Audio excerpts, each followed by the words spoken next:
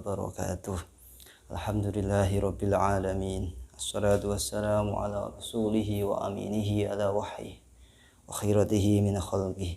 Arsalahu rabbuhu rahmatan lil alamin wa hujjatan 'alal insani ajma'in, amma ba'd. Tidak terasa kita sudah menjelang 10 akhir di bulan Ramadan. Padahal dawuhnya Sayyidah Aisyah, karena Rasulullah sallallahu alaihi wasallam yastahiju fi asyru awakhir ma la yastahidu fi ghairihi. Bahwasanya Rasulullah itu meningkatkan intensitas ibadahnya di 10 akhir di bulan Ramadan. Terus ulama hadis ini mensyarahi hadisnya, mensinyalir bahwasanya kenapa kok 10 akhir di bulan Ramadan kok Rasulullah meningkatkan ibadahnya. Jangan-jangan Lailatul Qadar ada di 10 akhirnya. Tetapi ulama lain membantah, tidak. Sebenarnya kenapa kok Rasulullah meningkatkan intensitas ibadahnya di 10 akhir Ramadan? Karena ini adalah ekspresi kesedihan Rasulullah karena mau ditinggalkan Ramadan. Kita pun seharusnya seperti itu. Kita tidak ada jaminan apakah Ramadan yang akan datang kita bisa bertemu lagi atau tidak. Kita berdoa semoga Ramadan yang akan datang kita bisa bertemu lagi dan bisa ibadah lagi.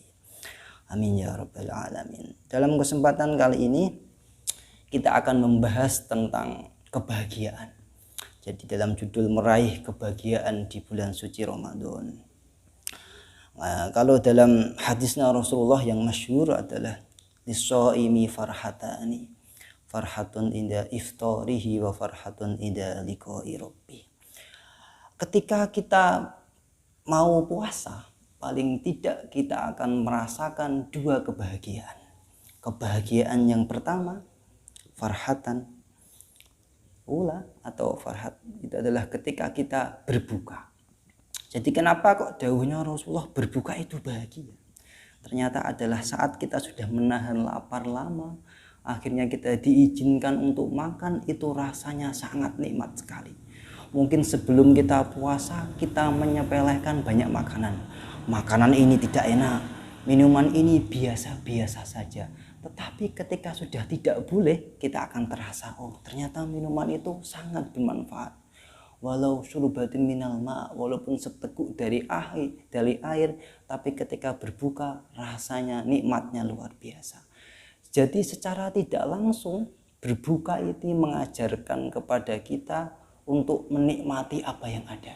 Jadi makanan yang nikmat adalah makanan yang dimakan ketika kita lapar, bukan makanan yang mahal atau makanan yang harus ordernya ngantri atau bagaimana. Atau yang kedua, kenapa kok farhat ini indah iftarih? Ternyata ini mengajarkan kita supaya berempati kepada orang yang miskin. Artinya apa? Orang miskin ini biasa tidak makan 2 hari sampai 3 hari.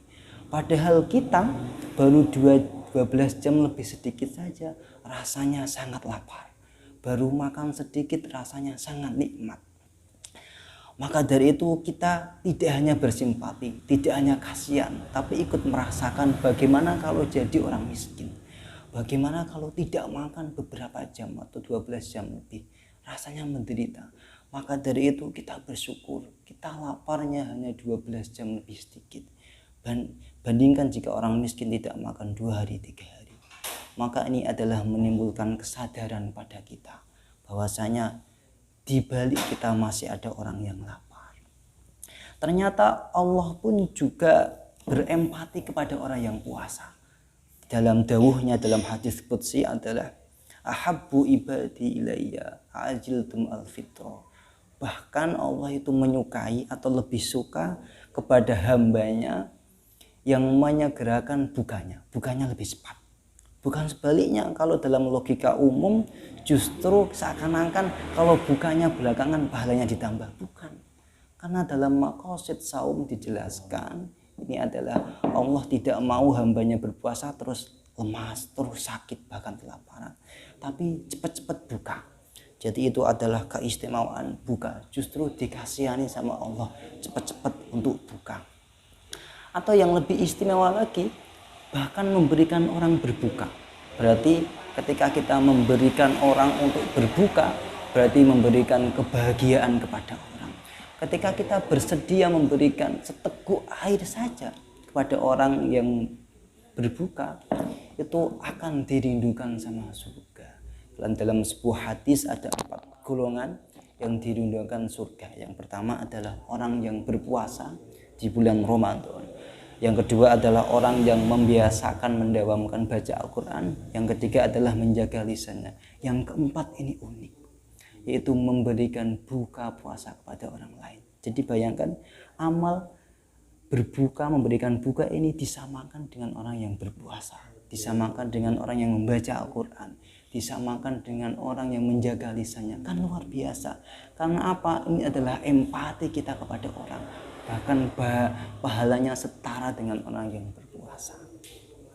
Selain itu, ketika kita berbuka atau farhah inda iftari, itu Allah meletakkan kemaha ampunannya. Ketika man shoma li Ramadan imanan wahtisaban ghufira lahu ma taqaddam, yaitu kita diampuninya ketika berbuka itu. Jadi dosa kita diampuni ketika kita berbuka. Itu adalah kebahagiaan yang sejati. Atau yang kedua adalah doa kita akan sangat terkabul ketika kita berbuka karena keadaan penuh kebahagiaan. Apalagi ini da'watun mayurat, atau doanya ketika kita berbuka itu sangat mustajab. Nah, jadi itu adalah farhah yang pertama, yaitu indah iftari. Jadi ternyata banyak sekali keajaiban. Atau farhah yang paling utama adalah farhatun inda liqa'i rabbih.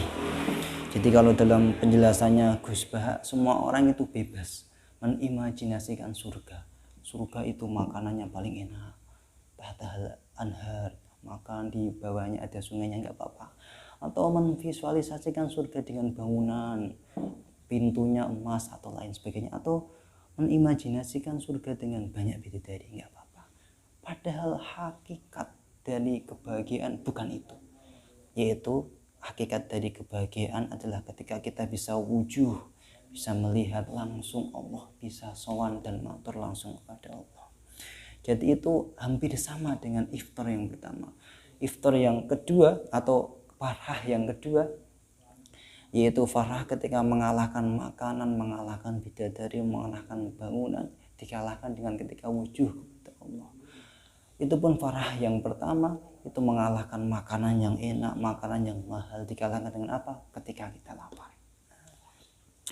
Terus dalam kajian yang ilmiah, ini dalam kitab Al-Wusul At-Tibur Rasul, karangan dari Syekh Jamil Az-Zaki, mengatakan ketika kita puasa, ini hormon kebahagiaannya akan meningkat. Ada di dalam tubuh kita ini akan mengkonsumsi hormon kebahagiaan. Namanya adalah zat serotonin. Dalam zat tersebut akan menghasilkan namanya endorfin atau endomorfin. Artinya apa? Endomorfin ini adalah daya penenang atau yang membuat kita bahagia. Ketika kita berpuasa, maka zat bahagia ini akan meningkat. Apa fungsinya? Ternyata endorfin ini jauh lebih ampuh 10 kali lipat dibanding dengan zat penenang. Ketika kita disuntikkan zat penenang, maka kita dioperasi tidak terasa. Ketika kita ada depresi nggak terasa, tenang, langsung tidur. Itu kalah dengan endorfin kita. Ketika kita berpuasa, endorfinnya sangat meningkat. Kita akhirnya sangat bahagia. Berarti ketika kita berpuasa, kita menahan diri dari hal yang membatalkan, yang dilarang, endorfinnya meningkat. Jadi kita semakin bahagia. Kok bisa seperti itu? Apa? Karena setiap manusia ini punya namanya submodality atau namanya sensory individu. Setiap manusia itu punya ini 5. Yang pertama adalah secara visualnya atau secara pandangannya. Ketika sensori visual ini bisa kita tahan atau sesuai dengan ketentuan puasa, maka informasi yang ditangkap dari visual atau mata yang dikirimkan kepada otak maka menjadi positif, dan hati kita pun menjadi positif. Hati kita menjadi positif itu visual. Atau secara auditori, telinga kita atau ucapan kita bisa menahan dari hal yang membatalkan, hal yang tidak baik, maka informasi yang dikirimkan dari auditori ini ke otak dan ke hati akan positif. atau kinestetik gerak kita, atau olfaktori penciuman kita, atau gustatori atau pengecap kita, semuanya sudah ditahan dalam berpuasa.